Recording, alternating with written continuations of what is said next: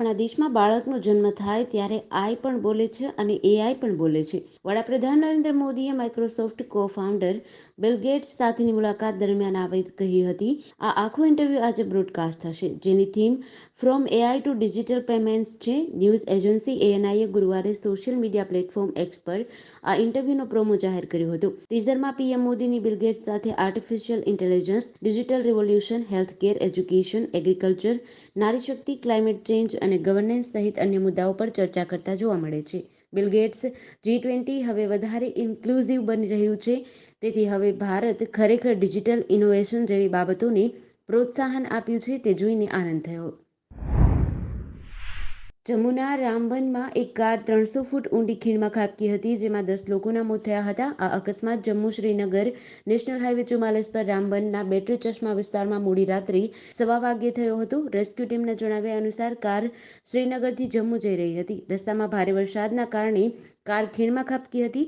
અત્યાર સુધીમાં 10 મુસાફરોના મૃતદેહ ખીણમાંથી બહાર કાઢવામાં આવ્યા છે. મૃતકોમાં જમ્મુના અંબગ્રોથાના બલવાનસિંહ અને બિહારના પશ્ચિમ ચંપારણના વિપિન મુખિયા ભેરગંગનો સમાવેશ થાય છે. કેન્દ્રીય મંત્રીએ કહ્યું, શોકગ્રસ્ત પરિવારો પ્રત્યે મારી સંવેદના. કેન્દ્રીય મંત્રી જીતેન્દ્રસિંહે એક્સ પર એક પોસ્ટ દ્વારા અકસ્માત વિશે લખ્યું. જીતેન્દ્રએ કહ્યું કે બેટરી ચશ્મા પાસે જમ્મુ-શ્રીનગર નેશનલ હાઈવે પર એક પેસેન્જર કાર ઊંડી ખીણમાં ખાબકી પડી હતી, જેમાં 10 લોકોના જીવ ગયા છે. પોલીસ, એસડીઆરએફ અને નાગરિક ક્યુઆરટી ઘટના સ્થળે પહોંચી ગયા છે.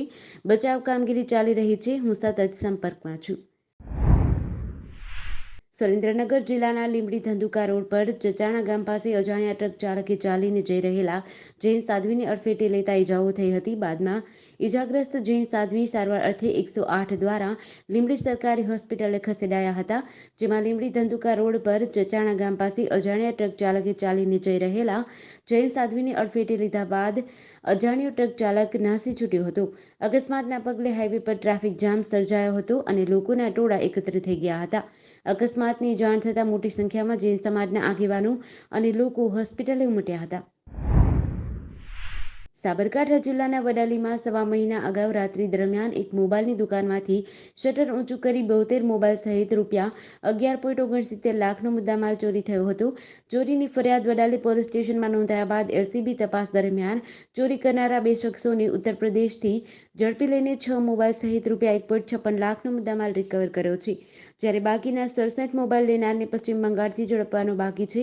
આ અંગે સાબરકાંઠા એલસીબીમાંથી મળેલી બાતમી મુજબ વડાલીમાં સવા મહિના પહેલા મોબાઈલની દુકાનમાં ચોરી થઈ હતી, જેને લઈને વડાલી પોલીસ સ્ટેશનમાં ગુનો નોંધાયો હતો.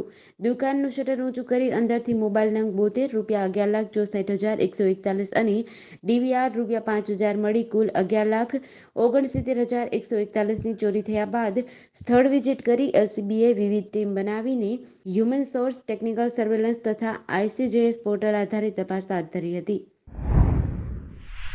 સુરતમાં ફાયરના સાધનો રાખવાની સાથે તેની એનઓસી મેળવવામાં આળસ રાખતા લોકો સામે મનપાએ લાલાક કરીને વેસુ ખાતેની એક સ્કૂલને સીલ માર્યું હતું. આ સાથે લિંબાયત વિસ્તારમાં આવેલા 2 શોપિંગ સેન્ટરને સીલ મારી દેવામાં આવ્યું હતું. નોટિસ આપવા છતાં ફાયરની સુવિધા ન કરતા પગલાં લેવામાં આવ્યા હતા. થોડા દિવસો પહેલા જ સુરત મનપાએ શહેરભરમાં 2000થી વધુ મિલકતધારોને ફાયરના સાધનો વસાવી લેવાની સાથે જૂના સાધનો હોય તેની ચકાસણી કરાવીને ફાયરની એનઓસી લેવા માટે તાકીદ કરી હતી. જેમણે આ નિયમોનું પાલન નથી કર્યું તેમની સામે મનપાએ કાર્યવાહી કરી હતી અને ફાયર વિભાગ દ્વારા વેસુ ખાતે આગમ આર્કેડમાં આવેલી હેમચંદ્રાય ગુરુકુળ સંસ્કૃત પાઠશાળાને સીલ મારવાની કામગીરી કરવામાં આવી હતી. સુરતના ડિંડોલી વિસ્તારમાં આવેલ જેક સ્પેરો નામની હોટલના રૂમમાં એક 28 વર્ષીય યુવકનું રહસ્યમય મોત નીપજ્યું હતું. આ યુવક એક યુવતી સાથે આ હોટલમાં હતો. ત્યારબાદ રહસ્યમય રીતે મોતને ભેટતા ડિંડોલી પોલીસે તપાસ હાથ ધરી છે. પ્રાથમિક તપાસમાં હોટલમાં જમ્યા બાદ ખોરાક શ્વાસ નળીમાં ફસાઈ જવાના કારણે મોત થયું હોવાનું અનુમાન છે. ભેસ્તાન આવાસની સામે આવેલા અભિનંદન રો હાઉસના નવા બાંધકામમાં 28 વર્ષીય તારિક અનવર સાદિક રહેતો હતો અને મજૂરી કામ કરીને ગુજરાન ચલાવતો હતો. ગતરોજ સાંજના સમયે તારીખ 26 વર્ષની યુવતી સાથે ડિંડોલી વિસ્તારમાં પેવેલિયન પ્લાઝામાં આવેલી જેક સ્પેરો નામની હોટલમાં ગયો હતો. તારીક અને યુવતીને 409 નંબરનો રૂમ આપવામાં આવ્યો હતો, જેમાં તેમણે જમવાનું મંગાવ્યું હતું. જમ્યા બાદ તારીક અચાનક જ બેડ પર ઢળી પડ્યો હતો. ગુજરાતમાં લાંબા સમય બાદ ફરી કોરોનાએ દેખા દીધી છે. 2 દિવસ પહેલા અમદાવાદમાં 2 કોરોનાના કેસ સામે આવ્યા હતા. જે બાદ વડોદરાની સયાજી હોસ્પિટલમાં છેલ્લા 24 કલાકમાં 3 દર્દીઓ કોવિડના અને અન્ય 2 દર્દીઓ સ્વાઇન ફ્લૂના સારવાર લઈ રહ્યા છે. કોવિડના 3 કેસ સામે આવતા હોસ્પિટલનું તંત્ર દોડતું થયું છે. હાલમાં કોઈ પણ દર્દીની સ્થિતિ ખરાબ નથી, સારવાર ચાલુ છે. કોરોનાના 3 દર્દી સારવાર હેઠળ છે. વડોદરાની સયાજી હોસ્પિટલમાં રોજ હજારોની સંખ્યામાં દર્દીઓ સારવાર માટે આવે છે, ત્યારે કોવિડના કેસો અંગે સારવાર ટેસ્ટિંગ થતું હોય છે અને રૂટીન સામાન્ય કેસ આવતા હોય છે. પરંતુ હાલમાં સયાજીમાં છેલ્લા 24 કલાકમાં 3 કેસ એકસાથે આવતા તંત્ર એલર્ટ બન્યું છે. જેમાં 3 કેસ કોવિડ અને 2 કેસ H1N1ના એટલે કે સ્વાઇન ફ્લૂના નોંધાયા છે. રાજકોટના માધાપર પાસેનું ઈશ્વરિયા પાર્ક પિકનિક માટેનું શ્રેષ્ઠ સ્થળ માનવામાં આવે છે, જે રાજકોટ શહેરનું એકમાત્ર બોટિંગ પ્લેસ છે અને છેલ્લા 2 મહિનાથી બંધ છે. વડોદરાના હરણી તળાવમાં 18મી જાન્યુઆરીના રોજ બોટિંગ કરી રહેલા વિદ્યાર્થીઓના મૃત્યુની ગંભીર ઘટના બાદ સાવચેતીના ભાગરૂપે રાજકોટના ઈશ્વરિયા પાર્કમાં તાત્કાલિક બોટિંગ બંધ કરી દેવામાં આવ્યું હતું. અહીં 2 માસથી બોટિંગ બંધ છે. પેડલથી ચાલતી બોટ માત્ર 4 ફૂટ ઊંડું પાણી અને લાઈફ જેકેટ સાથે સીમિત વિસ્તારમાં બોટિંગ થતું હતું, છતાં તે બંધ કરી દેવાયું હતું. દરમિયાન હાલ ઉનાળુ વેકેશન શરૂ થઈ ગયું છે, ત્યારે ફરી આ બોટિંગ શરૂ કરવામાં આવે તેવી માંગ ઉઠી છે. કારણ કે ઈશ્વરિયા પાર્કમાં આકર્ષણનું જો કોઈ કેન્દ્ર હોય તો તે બોટિંગ છે અને બોટિંગ બંધ થતાં અહીં ફરવા આવતા સહેલાણીઓની સંખ્યામાં 50% ઘટાડો થયો છે. નર્મદાની નવી પાણીની પાઇપલાઇન થોડા દિવસો પહેલા જ નાખવામાં આવી છે. તેવા સમયે પાણીની પાઇપલાઇન લીકેજ થવાના કારણે હજારો લીટર પાણી વેરફાઈ રહ્યું છે, જેથી આસપાસના ગ્રામ્ય વિસ્તારના લોકોમાં રોષ ફેલાયો છે. અહીં બાજુના રાણપર, થોરખાણ જેવા ગામડામાં પીવાના પાણી માટે અથવા વાપરવા માટે તંગી છે. ગામના પશુ માટેના અવેડાઓ ખાલી છે, તો ઉનાળાની ઋતુમાં પાણીની લોકોને પીવાથી લઈને વાપરવા સુધીની જરૂરિયાત વધુ હોય છે. પાણીનો વેડફાટ થતાં નર્મદાની લાઇનમાંથી હજારો લીટર પાણીનો વેડફાટ કાળઝાળ ગરમી ઉનાળા વચ્ચે વહી રહ્યો છે. સ્થાનિક લોકો દ્વારા વિડીયો ઉતારી સોશિયલ મીડિયામાં વાયરલ કરી રોષ વ્યક્ત કરવામાં આવ્યો છે. સુરેન્દ્રનગર જિલ્લામાં તાપમાનનો પારો 42 ડિગ્રી ઉપર છે. ત્યાં વેરાણ રણમાં મીઠું પકવતા આગરિયાઓને પીવાના પાણી માટે વલખા મારવા પડી રહ્યા છે. દસાડા તાલુકાના કચ્છના નાના રણમાં પીવાના પાણીની સમસ્યા વિકટ બની છે. જેમાં નવી નારણપુર રણ વિસ્તારમાં છેલ્લા 20 દિવસથી પીવાના પાણીની વિકટ સમસ્યા ઊભી થઈ છે.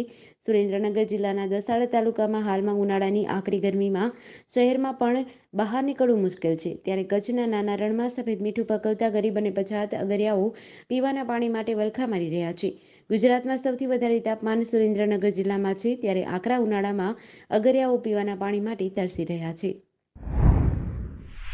લોકસભા 2024ની ચૂંટણીનો પ્રચાર જોરશોરમાં ચાલુ છે. તેવામાં ગુજરાત કોંગ્રેસની વધુ એક વિકેટ ખરી છે. ગુજરાત પ્રદેશ કોંગ્રેસના મહામંત્રી અને રાજપૂત સમાજના પીઢ આગેવાન ડીડી રાજપૂતે કોંગ્રેસને રામ રામ કર્યા છે. આથી બનાસકાંઠા કોંગ્રેસના પીઢ આગેવાનો કોંગ્રેસ છોડતા ગેનીબેન ઠાકોરની મુશ્કેલી વધી શકે છે. ડીડી રાજપૂત 2017ની વિધાનસભા ચૂંટણીમાં થરાદ બેઠક પરથી કોંગ્રેસના ઉમેદવાર હતા. તેઓ થરાદ રાજપૂત સમાજના પ્રમુખ તરીકે હાલમાં કાર્યરત છે. ત્યારે લોકસભાની ચૂંટણી ટાણે જ ડીડી રાજપૂતે કોંગ્રેસ છોડતા કોંગ્રેસના ઉમેદવાર ગેનીબેન ઠાકોરને મોટો ઝટકો લાગ્યો છે.